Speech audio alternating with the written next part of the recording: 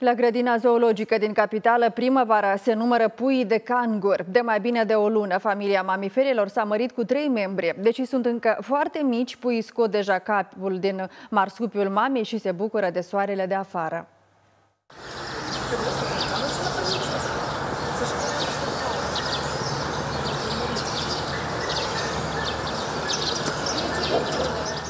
Grădina zoologică din Chișinău găzduiește 16 canguri maturi, 13 masculi și 3 femele. Каждая самка родила по одному кенгуренку, и почему мы рады 3-4 месяца старшему, и, может быть, около месяца, не могу сказать точно, младшему.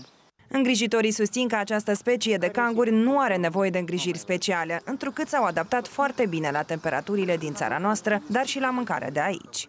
В первую очередь это сено, ветки, идет овсянка, овощи разные, свекла, морковка, плюс еще гречка, рис, остальные фрукты. Și familia maimuțelor Saguin de la menajerie s-a mărit cu încă un membru. –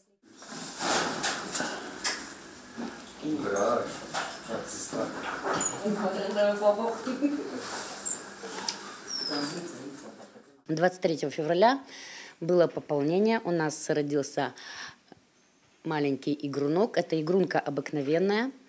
Вот. Папа Добик и мама Кишеня сделали нам подарок.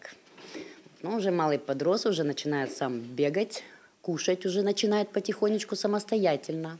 Grădina zoologică din Chișinău numără circa 1000 de animale din 90 de specii.